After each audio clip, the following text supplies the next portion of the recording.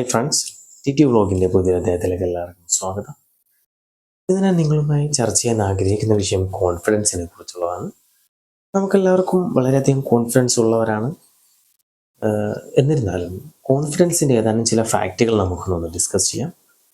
അപ്പോൾ എനിക്കതിന് മുന്നോടിയായി നിങ്ങളോട് പറയാനുള്ളത്, നിങ്ങൾ ആദ്യമായിട്ടാണ് എൻ്റെ ചാനലിൽ നിന്നൊരു വീഡിയോ കാണുന്നതിൽ ദയവായി എൻ്റെ ചാനൽ സബ്സ്ക്രൈബ് ചെയ്യുക. തുടർന്നുള്ള ബെല്ലൈക്കൺ കൂടി എനേബിൾ ചെയ്യുകയാണെങ്കിൽ ഞാൻ തുടർന്നും അപ്ലോഡ് ചെയ്യുന്ന വീഡിയോകൾ നിങ്ങൾക്ക് അപ്പോൾ തന്നെ ലഭിക്കാൻ സഹായകമാകും. കൂടാതെ വരും വീഡിയോകളിൽ ഗിവ് അവേകൾ സംഘടിപ്പിക്കാൻ ഞാൻ ആഗ്രഹിക്കുന്നു. അതിലും നിങ്ങളെല്ലാവരും പങ്കാളികളാകാൻ ശ്രമിക്കുക. അതിൻ്റെ റൂളുകൾ വരും വീഡിയോകളിൽ ഞാൻ പറയുന്നതാണ്. അപ്പോൾ നമുക്ക് സമയം കളയാതെ വീഡിയോയിലിട്ട് കിടക്കാം.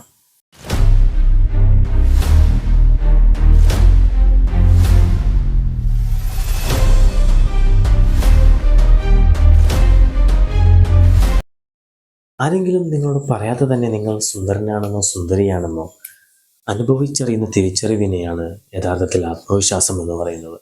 ഇങ്ങനെ പറഞ്ഞത് മാൻഡി ഹെയിലാണ്. അവരുടെ സമയവും ഊർജവും ശ്രദ്ധയും നിക്ഷേപിക്കാവുന്ന ഏറ്റവും മൂല്യവത്തായ സ്വത്താണ് വിശ്വാസമുള്ള മാനസികാവസ്ഥയുടെ ശക്തി. ആത്മവിശ്വാസമുള്ള മനസ്സിനൊപ്പം അത് ആത്മവിശ്വാസമുള്ള ശാരീരിക ചലനങ്ങളും പുഞ്ചിരിയും ശുഭചിന്തകളും താനെ സമ്മേളിക്കുന്നു. ആത്മവിശ്വാസം എന്നത് കേവലം ഒരു നല്ല വികാരം എന്നതിലുപരി നമ്മുടെ ഉണ്മയെയും പെരുമാറ്റ ശൈലിയെയും നിലനിൽപ്പിനെ തന്നെയും അടയാളപ്പെടുത്തുന്ന ഒന്നാണ്. നിങ്ങൾ നേടാൻ ആഗ്രഹിക്കുന്ന ലക്ഷ്യങ്ങളിലേക്ക് എത്തിച്ചേരുന്നതിന് പ്രധാനമായും സഹായകമാവുന്ന ഊർജ സ്രോതസ്സാണിത്. അപ്പോൾ ഞാൻ നിങ്ങളോടൊരു കാര്യം ചോദിക്കാൻ ആഗ്രഹിക്കുകയാണ്. അതായത്, എങ്ങനെയാണ് കോൺഫിഡൻസ് എന്നതിനെ നമ്മൾ നിർവചിച്ചിരിക്കുന്നത്, എങ്ങനെയാണ് നമ്മൾ കോൺഫിഡൻസിനെ മനസ്സിലാക്കിയിരിക്കുന്നത് എന്നാണ് എൻ്റെ ചോദ്യം. അതായത്, നമ്മളൊരു പൊതുവേദിയിലേക്കോ അല്ലെങ്കിൽ ഒരു കല്യാണ വേദിയിലേക്കോ അല്ലെങ്കിൽ ഒരു മീറ്റിംഗ് നടക്കുന്ന സ്ഥലത്തേക്കോ നമ്മൾ കടന്നു ചെല്ലുകയാണെന്ന് കരുതുക. അവിടെ നമ്മളെപ്പോലെ തന്നെ ഒത്തിരി ആളുകൾ അവിടെ കൂടിയിട്ടുണ്ട്. അപ്പോൾ നമ്മുടെ മൈൻഡിൽ അവിടെ ഉള്ളവരെക്കാൾ എല്ലാവരെക്കാളും ഞാൻ ബെറ്റർ ആയിട്ടുള്ളൊരു വ്യക്തിയാണെന്ന് നമ്മുടെ മൈൻഡിൽ അങ്ങനെ ഒരു ഇൻഫർമേഷൻ കൊടുത്തുകൊണ്ട് നമ്മൾ മുന്നോട്ട് നീങ്ങുന്നതിനെയാണോ, മറിച്ച് അവിടെ ഉള്ളവരെ എല്ലാവരും ഓരോ യുണീക്കായ വ്യക്തിയാണെന്നും ഞാനും അതുപോലെ തന്നെ ഒരു യുണീക്കായ വ്യക്തിയാണെന്നും ആയതിനാൽ അവിടെ ഉള്ള ഒരാളുമായി എന്നെ കമ്പാരിസൺ ചെയ്യാൻ കഴിയില്ല എന്ന് മനസ്സിലാക്കി മുന്നോട്ട് നീങ്ങുന്നതിനെയാണോ നിങ്ങൾ കോൺഫിഡൻസ് എന്നതുകൊണ്ട് അർത്ഥമാക്കുന്നതെന്നാണ്. അപ്പോൾ നമുക്ക് ഈ രണ്ട് പോയിന്റിൽ നിങ്ങൾക്ക് ഏതാണ് യഥാർത്ഥമായ ഒരു കോൺഫിഡൻസ് എന്നത് നിങ്ങൾ എങ്ങനെയാണ് ഫീൽ ചെയ്യുന്നത്, അല്ലെങ്കിൽ നിങ്ങൾ എങ്ങനെയാണ് മനസ്സിലാക്കിയിരിക്കുന്നത് എന്ന് ദയവായി കമൻറ്റിൽ രേഖപ്പെടുത്തുക. അപ്പോൾ നമുക്ക് ഇത് രണ്ടും ഒന്ന് അനലൈസ് ചെയ്യാം. അതായത്, ആദ്യം പറഞ്ഞതുപോലെയാണെങ്കിൽ അവിടെ ഉള്ള എല്ലാവരേക്കാളും ബെറ്റർ ആയിട്ടുള്ളൊരു വ്യക്തിയാണെന്ന് മനസ്സിലാക്കി മുന്നോട്ട് നീങ്ങിയാൽ അവിടെ ഉള്ള ഏതെങ്കിലും ഒരാൾ നമ്മളെക്കാൾ ബെറ്ററാണെന്ന് നമുക്ക് ഫീൽ ചെയ്താൽ നമ്മുടെ കോൺഫിഡൻസ് ലെവൽ അവിടെ അവസാനിക്കുന്നതാണ്.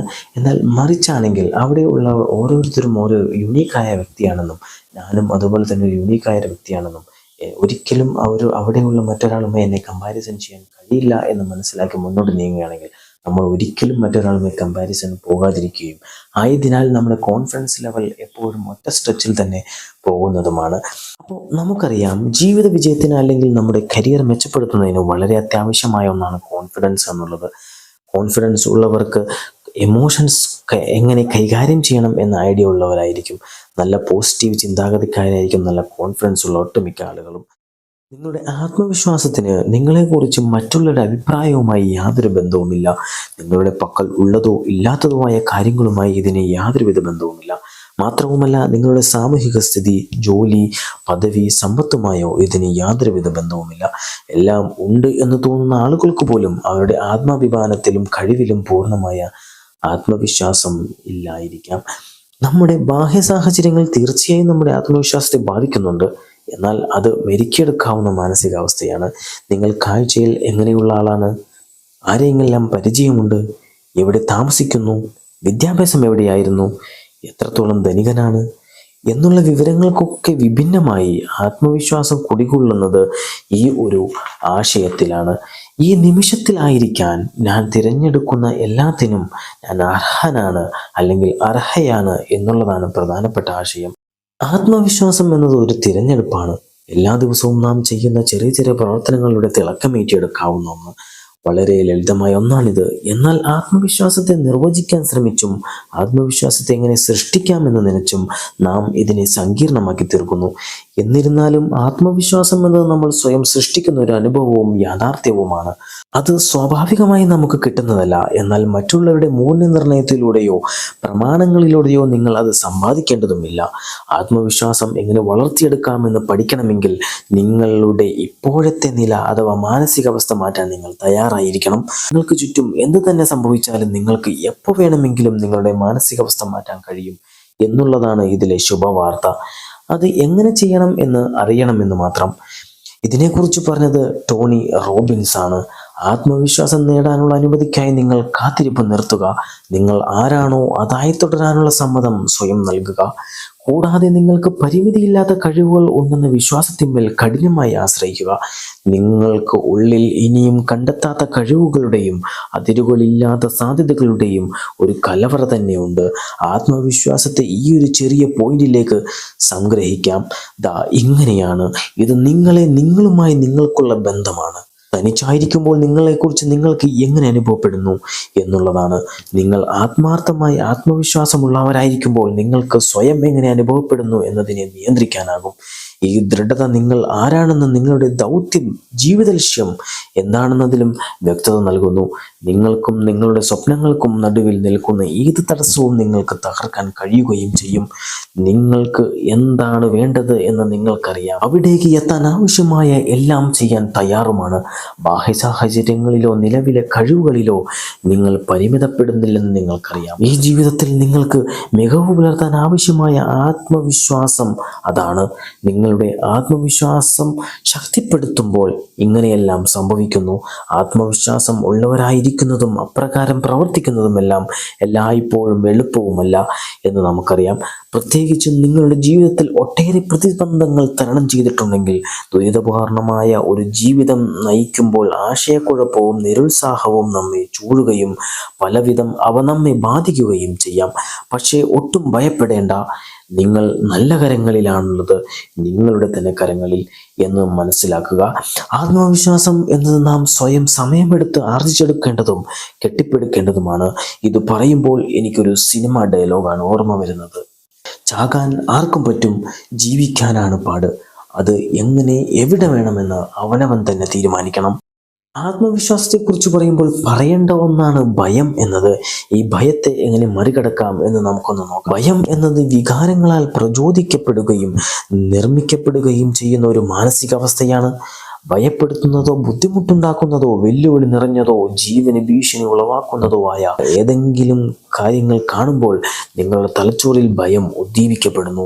ഈ സാഹചര്യങ്ങളിൽ നിന്ന് നിങ്ങൾക്ക് പുറത്തു കടക്കാൻ നിങ്ങൾ ഒന്നും ചെയ്യാതിരിക്കുമ്പോൾ കൂടുതൽ പേടിയും ആകുലതയും നിങ്ങളെ കീഴടക്കുകയും അത്തരം സാഹചര്യങ്ങളിൽ നാം പലപ്പോഴും സ്തംഭനാവസ്ഥയിലായിത്തീരും. ഉദാഹരണം, നിങ്ങളുടെ ബിസിനസ് ആശയം ഒരു കൂട്ടം നിക്ഷേപകരുടെ മുന്നിൽ അവതരിപ്പിക്കാൻ ഭയം തോന്നുന്നുവെങ്കിൽ നിക്ഷേപകരുമായുള്ള കൂടിക്കാഴ്ചയിലേക്ക് പോകാനുള്ള തീരുമാനം തന്നെ നിങ്ങൾ ഉപേക്ഷിച്ചേക്കാം. ഭയം നിമിത്തം ഒരു ദിവസം മുഴുവൻ നിങ്ങൾ കിടക്കൽ തന്നെ ഇരിക്കാം. ആ ദിവസം ചെയ്യേണ്ട മറ്റു ജോലികൾ ചെയ്യാതെ ഇരിക്കാം. ഇതിങ്ങനെ തുടർച്ചയായി പിൻപറ്റുമ്പോൾ ഏത് പ്രതിസന്ധിയെയും കൈകാര്യം ചെയ്യാനുള്ള ഒരു മാർഗമായി ഇതിനെ കാണുന്നു. ഭയത്താൽ നിയന്ത്രിക്കപ്പെടുന്ന ഒരു ജീവിതശൈലി ഒരിക്കലും ആരോഗ്യപരമോ ഉൽപാദനക്ഷമമോ അല്ല.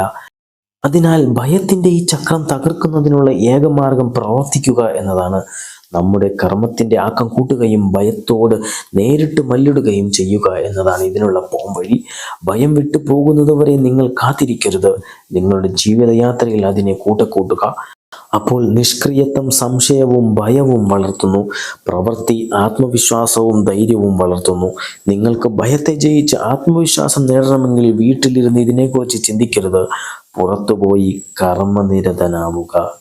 ഭയത്തെ പോലെ തന്നെ നിർത്തേണ്ട ഒന്നാണ് മറ്റുള്ളവരെ പ്രീതിപ്പെടുത്തുക എന്നത്.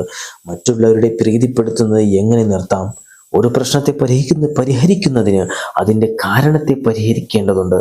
നിങ്ങളെക്കുറിച്ച് നല്ല അഭിപ്രായം കേൾക്കാൻ ആഗ്രഹിക്കുമ്പോൾ നിങ്ങൾ മറ്റുള്ളവരെ സന്തോഷിപ്പിക്കുന്നു. അത് ആത്മ അവബോധത്തിൻ്റെ അഭാവം മൂലം നിങ്ങൾക്ക് സ്വന്തമായ അഭിപ്രായം വളർത്തിയെടുക്കാൻ കഴിയാതെ വരുമ്പോൾ സംഭവിക്കുന്നതാണ്. നിങ്ങളെക്കുറിച്ച് നല്ല അഭിപ്രായങ്ങൾ കേൾക്കാൻ ആഗ്രഹിക്കുന്നതിനാൽ ആളുകളുടെ അഭ്യർത്ഥന ഒരിക്കലും നിരസിക്കാതെ അവരെ സന്തോഷിപ്പിക്കാനും നിങ്ങൾ തയ്യാറാണ്. നിങ്ങളുടെ സന്തോഷത്തിന് ആവശ്യമായ സ്വന്തം തീരുമാനങ്ങളെക്കാൾ മറ്റുള്ളവരുടെ ആവശ്യങ്ങളുടെ ഒരു അടിമയായി തീരുന്നു. നിങ്ങൾ ആരാണെന്ന് മറ്റുള്ളവർ പറയുന്നതിനെ ആശ്രയിക്കുന്നതിനെ ഒഴിവാക്കാൻ ആഴത്തിൽ സ്വയം നിങ്ങൾ അറിയേണ്ടതുണ്ട്. ജീവിതത്തിലെ നിങ്ങളുടെ ലക്ഷ്യങ്ങളെയും പ്രവർത്തനങ്ങളെയും സാധൂകരിക്കാനുള്ള കഴിവ് നിങ്ങൾ തന്നെ വികസിപ്പിക്കേണ്ടതാണ്. എല്ലാത്തിനും ഉപരിയായി നിങ്ങൾ സന്തോഷിക്കാൻ ശ്രമിക്കുക. നിങ്ങൾ എവിടെ നിൽക്കുന്നു എന്ന് നിങ്ങൾക്കറിയാമെങ്കിൽ നിങ്ങൾക്ക് വേണ്ടി മാത്രം നിങ്ങൾ ഒരു നല്ല വ്യക്തിയാകാൻ തുടങ്ങും. അതാണ് ഈ വീഡിയോയുടെ പ്രധാന കാതൽ. ആത്മവിശ്വാസത്തെക്കുറിച്ച് ഇനിയും വളരെയേറെ സംവദിക്കാനുണ്ട്. ഇന്നത്തെ വീഡിയോയുടെ രത്നച്ചുരുക്കം ഇതാണ്.